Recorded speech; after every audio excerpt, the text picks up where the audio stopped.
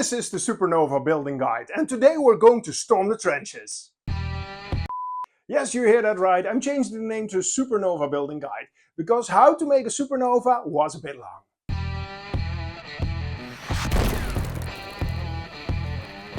Normally, I'm a World War II guy, but in the last few months I'm diving into the history from World War I, and I'm really intrigued by trench warfare. And we also had some renovations here in the house, and I had some styrofoam left. And of course I was thinking what every sane person would think with styrofoam. Trenches and flamethrowers! Now, after my research, I have a general idea what I want to do with my design. So on the left side there will be a trench with orcs, and it's going to be something like this. It's going to be an imperial trench, but the orcs are going to occupy it. And from this side, the men of Krieg will charge the trench. For this area here, no man's land, I want to do something with landmines and explosions and barbed wire, but we're going to figure that out later. The first thing what we're going to do is to get some styrofoam and to get some basic shape to work with.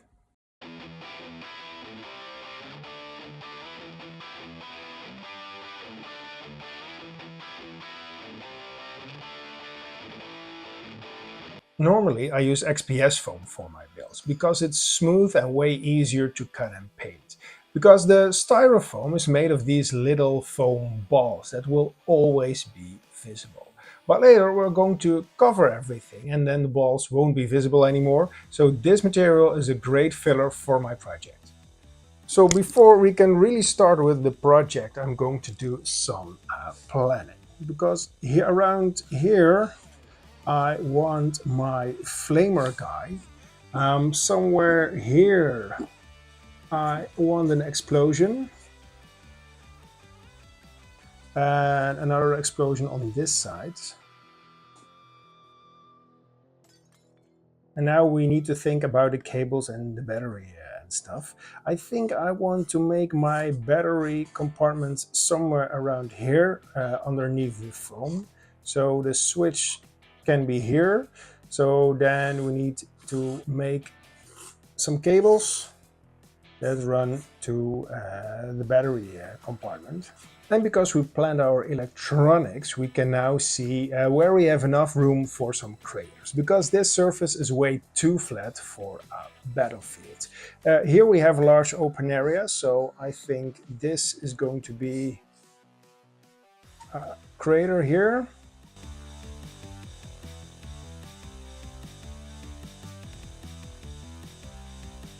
And now we can do some foam carving. First, I'm going to use my hot wire foam cutter to make a chamber here where we can put in all the electronics. And then I'm going to use my handheld foam cutter and my hobby knife to make all the craters.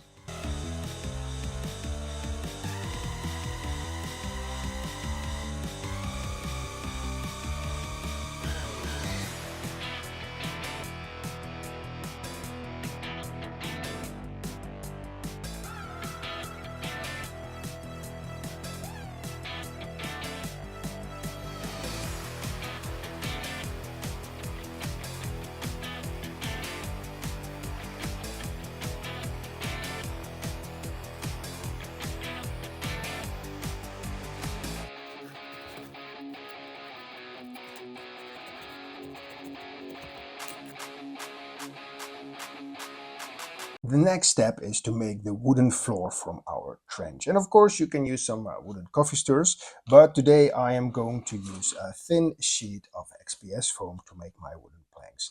And to get this wood texture, I'm going to use a copper brush. Don't use a steel brush because you will rip open your foam, but a copper brush works great. Just brush in the same direction as the wood grain. And you immediately can see these very thin lines. And when you think, well, this effect is way too subtle for me, you can do it a second or third time. And now you can clearly see the difference. The one on the right, I have brushed it a few times, and the one on the left just once. So with one tool, you can create different kinds of wood grain.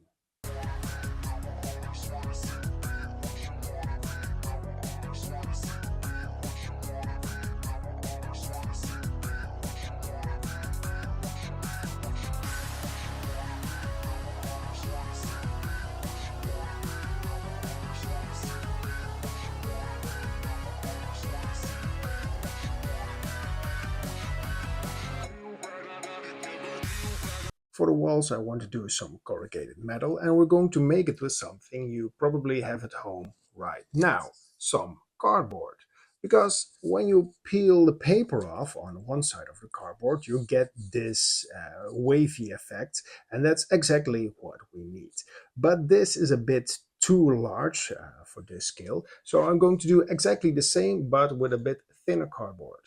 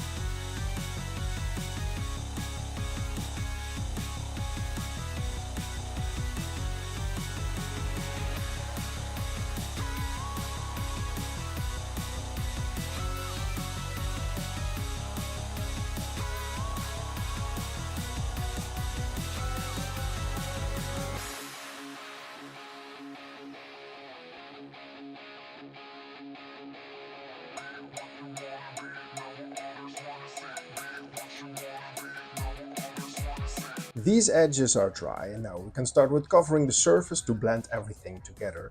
And to do that, I am going to use some sculptor mold. But the sculptor mold is white, so I'm going to add some black and brown paint. So in the case something breaks off, you won't see the white sculptor mold, but you still see a dark brown color. Also, when the sculptor mold is still wet, I'm going to press in some skulls, some mines, and some other stuff from the battlefield.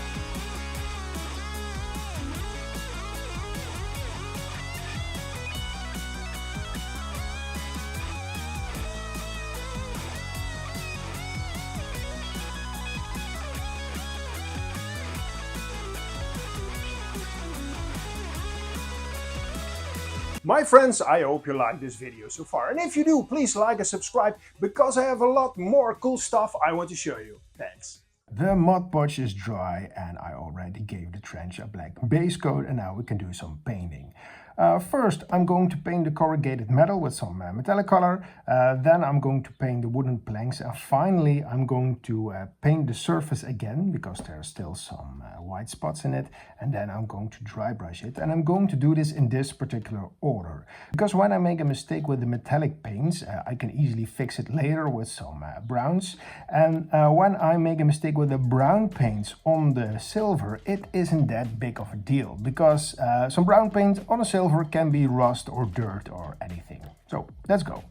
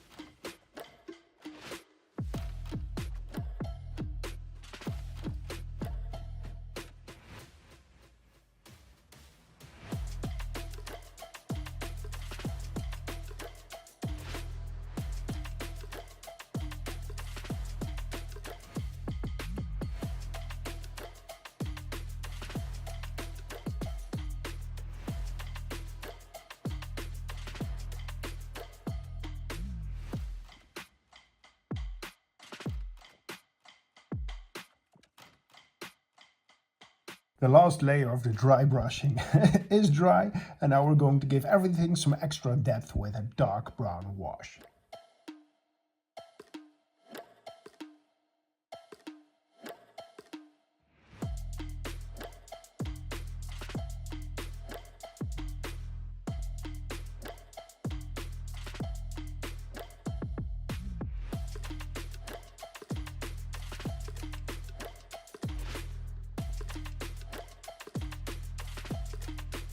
For this diorama, I'm going to use these proxy Orc and Deathcore of Krieg models, and the STL files are in the video description. I really like to paint models, and I'm doing a pretty okay job if I say so myself, but I'm also a very slow painter. So for this diorama I'm going to use this slab job technique. Fast, easy and beautiful models. Step 1 is priming my miniatures with some Vallejo black primer, and make sure you get an even coat all over your midis. Allow it to dry completely before moving to the next step. And you can do this with dry brushing, but I used my airbrush and white ink to apply a highlights. I am spraying from above and add extra paint on the parts which would catch more light.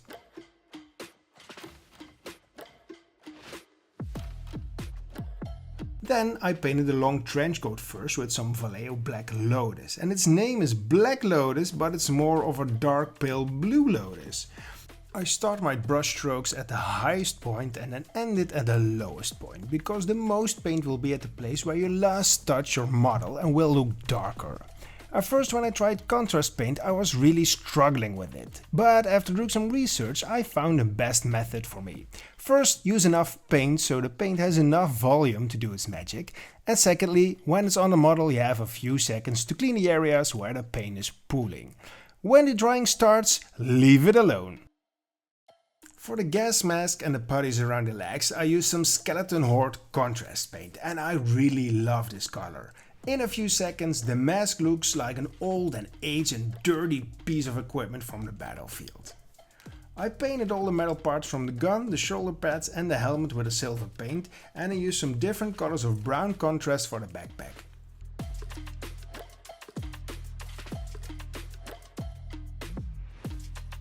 For the metal parts of the uniform I used some Agrax Earthshade. It gives the metal a warm, rusty and old vibe, and it matches great with the blue from the uniform. For the gun I used some non-oil. It really darkens the metal paint and gives a dirty steel effect, and I painted all the non-metal parts black.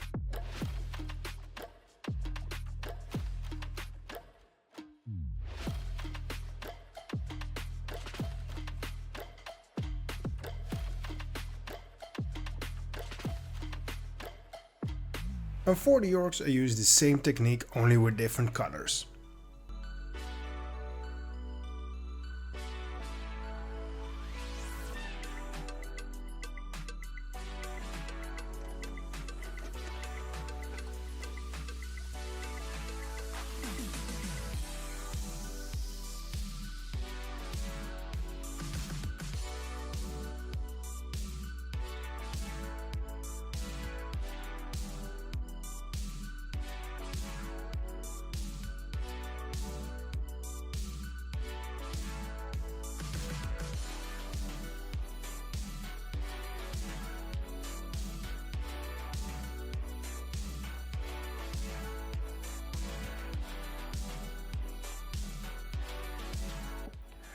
Everything is painted and now we can put all our miniatures in position, and we're going to start with the Flamer and the Barbecue Boy.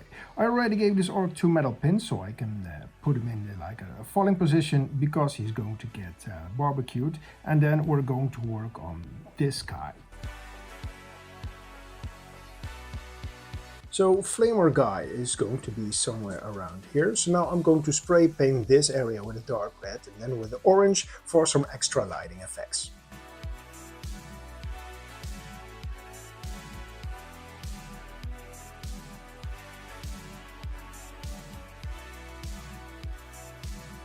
For the fire itself, I'm going to use this LED filament, and I already soldered some cable to it.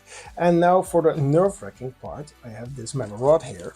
I'm going to poke it somewhere around here through the foam and come to this battery compartment that is somewhere underneath the board around here.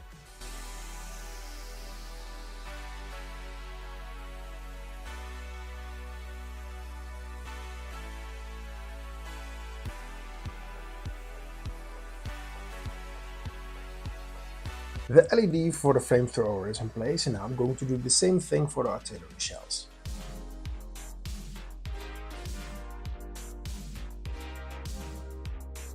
All the LEDs work, and next up I'm going to use some cotton to make the flames from the flamethrower and also the smoke from the artillery shells, and then I'm going to find a place for all the orcs and soldiers.